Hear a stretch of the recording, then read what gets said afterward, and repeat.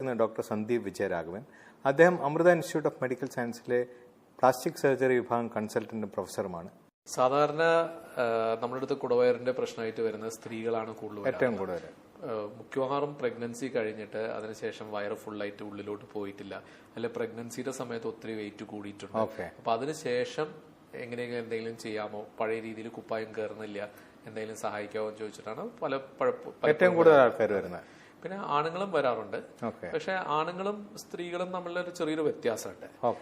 നമ്മള് plastic surgeons ആണ്. നമ്മൾ വയറിനകത്ത് ഒരു പരിപാടിയും ചെയ്യുന്നില്ല. വയറിനകത്ത് ഉദ്ദേശിക്കുന്ന മസിലിന്റെ അകത്ത്, പേശിയുടെ അകത്തുള്ള കൊഴുപ്പുണ്ട്.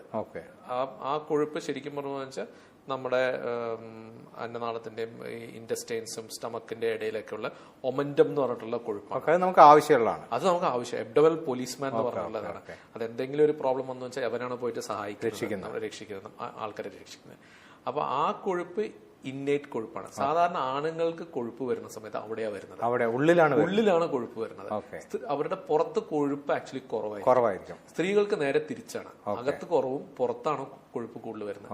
അപ്പൊ സാധാരണയായിട്ട് നമുക്ക് അവരെയാണ് നമുക്ക് കൂടുതൽ സഹായിക്കാൻ പറ്റുന്നത്, സ്ത്രീകളെയാണ് കൂടുതൽ ഈ ഇത്തരം ചികിത്സയിലൂടെ ഹെൽപ്പ് ചെയ്യാൻ പറ്റുന്നത്. ശരി. പക്ഷെ ഇങ്ങനെ കൊഴുപ്പ് അടിഞ്ഞുകൂടിയാൽ നമുക്ക് വല്ല കുഴപ്പങ്ങളും ഭാവിയിൽ ഉണ്ടാകാൻ സാധ്യതയുണ്ട്. അതൊരു കോസ്മെറ്റിക് വശമല്ല, മെഡിക്കൽ വശമാണ് ചോദിക്കുന്നത്.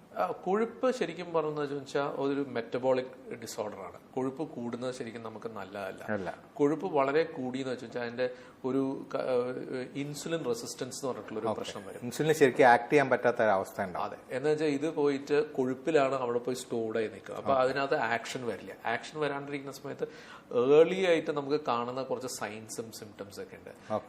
നമ്മൾ പല ആൾക്കാരെ നോക്കി വെച്ചാൽ കഴുത്തിന്റെ ബാക്കില് അതാണ് ആദ്യം വരുന്നത്, ഒരു കറുത്തൊരു മാർക്ക് വരും. അപ്പൊ അതൊക്കെ വന്നു എന്ന് വെച്ചാൽ നമുക്ക് ഇമ്മീഡിയറ്റ്ലി ഇതാണ്, ഇത് കൊഴുപ്പ് കൂടിയിട്ടാണ്, ശരീരത്തിലെ കൊഴുപ്പ് കൂടിയിട്ടുണ്ടെന്ന് പറയും. പിന്നെ അതായത് ജോയിന്റ്സ്, കൈയിന്റെ ഫ്രണ്ടില്, ചില ആൾക്കാർ ബ്രസ്റ്റിന്റെ അടിയില്, ഈ ഫോൾസില്, എല്ലാ ഫോൾസിലും ഈ കറുത്ത കളർ വരാൻ, ബ്ലാക്ക് ലൈൻസ് വരും. അതെ, അത് ഇൻസുലിൻ റെസിസ്റ്റൻസിന്റെ ഒരു ലക്ഷണമാണ്. അതെ, ഇൻസുലിൻ റെസിസ്റ്റൻസിന്റെ ഇതാണ്. അപ്പൊ പലരും പറയുന്നത് എന്റെ രക്തത്തിൽ കൊളസ്ട്രോൾ കുറവാണ്, ഈ കൊഴുപ്പും ആ കൊഴുപ്പും ഒന്നാണെന്ന് ഡോക്ടറെ അടുത്ത് പലരും ചോദിച്ചിട്ടുണ്ടോ? ഇല്ല, ഇത് രണ്ട് ടൈപ്പ് കൊളസ്ട്രോൾസ് ആണ്. ഇതിനകത്ത് കാണുന്നത് ആക്ച്വലി നമ്മള് ഡയറ്ററി റിലേറ്റഡ് ആയിട്ടുള്ള സാധനങ്ങൾ. മറ്റേത് നമ്മുടെ ഇന്നേറ്റ്, നമ്മുടെ പല പ്രോബ്ലംസ്, ലൈപ്പിഡ് മെറ്റബോളിസം, അതൊക്കെ അതിലുള്ള കുഴപ്പം കൊണ്ട് വരുന്നത്. അപ്പൊ രണ്ട് തന്നെയാണ്. അപ്പൊ നമുക്ക് ഇതിലേക്ക് പോവാം. അപ്പൊ ഇങ്ങനെ ഫാറ്റ് ഇപ്പൊ സ്ത്രീകളിലാണെന്ന് പറഞ്ഞു, എന്നാലും പുരുഷന്മാരിലുണ്ടാവും. പലർക്കും ഇതൊന്ന് കുറയ്ക്കാൻ ആഗ്രഹം ഉണ്ടാവും. അപ്പൊ അവരൊരു പ്ലാസ്റ്റിക് സർജനെ, ഡോക്ടറെ പോലത്തെ ഒരു പ്ലാസ്റ്റിക് സർജനെ കണ്ടതിന് ശേഷം എന്തൊക്കെ ടെസ്റ്റുകളാണ് അവർക്ക് ചെയ്യാറ് സാധാരണ? നമ്മള് ഫസ്റ്റ് ഏറ്റവും ഇമ്പോർട്ടൻറ്റ് സാധനം എന്ന് വെച്ചാൽ അവരുടെ BMI കാൽക്കുലേഷൻ ആണ്. അതായത് BMI ബേസിക്കലി നമ്മളുടെ ഹൈറ്റും വെയിറ്റും വെച്ചിട്ടുള്ള ഒരു കാൽക്കുലേഷൻ ആണ്. മെറ്റബോളിക് BMI കാൽക്കുലേറ്റർ നമ്മൾ ഇന്റർനെറ്റിൽ തന്നെ അവൈലബിൾ ആണ്. നമുക്ക് തന്നെ കാൽക്കുലേറ്റ് ചെയ്ത് ഫോണിൽ നമുക്ക് ആപ്സ് ഉണ്ട്, നമുക്ക് മനസ്സിലാക്കാൻ പറ്റും നമ്മൾ എത്ര കുഴപ്പത്തിലേക്കാണ് പോകുന്നത്, നമുക്ക് മനസ്സിലാക്കാൻ പറ്റും. അപ്പൊ അതൊരു പ്രൈമറി ക്രൈറ്റീരിയ ആണ്. സേ ഫോർ എക്സാമ്പിൾ, അതിനകത്ത് സിമ്പിൾ കാൽക്കുലേഷൻസ് ഞാൻ പറഞ്ഞുതരാം. സപ്പോസ് ഒരാളുടെ ഹൈറ്റ് ഇൻ സെന്റിമീറ്റേഴ്സ് ഒരു 160 സെന്റിമീറ്റർ ആണെന്ന് വെച്ചോളൂ. അപ്പൊ ആ -100 അപ്പൊ ചോദിച്ചാൽ 60 കിലോ ആണ് അദ്ദേഹത്തിന് ഒരു കറക്റ്റ് വെയിറ്റ് വരുന്നത്, ഒരു അപ്രോക്സിമേറ്റ് ഒരു കാൽക്കുലേഷൻ. അപ്പൊ നമ്മൾ അതിനോട്ട് അടുത്ത് വരാനാണ് എല്ലാവരുടെയും ശ്രമം ഉണ്ടാവുന്നത്. അപ്പൊ നോർമലി എല്ലാ ആൾക്കാരുടെ അടുത്തും അധികം ഇല്ല എന്ന് വെച്ചാൽ സേ ഒരു 30യുടെ താഴെയൊക്കെ ആണെന്ന് വെച്ചാൽ ഡെഫിനറ്റ്ലി നമ്മൾ അവരെ കൗൺസിൽ ചെയ്യുന്ന എന്തിനാന്ന് വെച്ചാൽ നമ്മൾ ആക്ച്വലി ഇത് എളുപ്പ വഴിക്ക് പോകരുത്.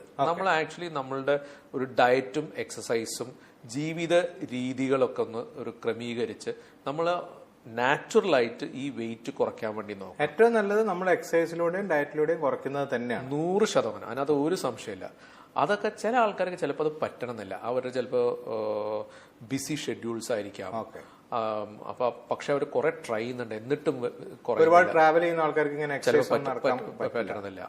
പിന്നെ ചിലപ്പോൾ അവർക്ക് ബാക്ക് പെയിൻ ഉണ്ടാവും, മുട്ടുവേദന ഉണ്ടാവാം, കുറച്ച് എൽഡർലി ആയിട്ടുള്ള ആൾക്കാർ. അപ്പൊ അങ്ങനെ കുറെ ആൾക്കാർക്ക് ചിലപ്പോൾ അത് പറ്റണമെന്നില്ല.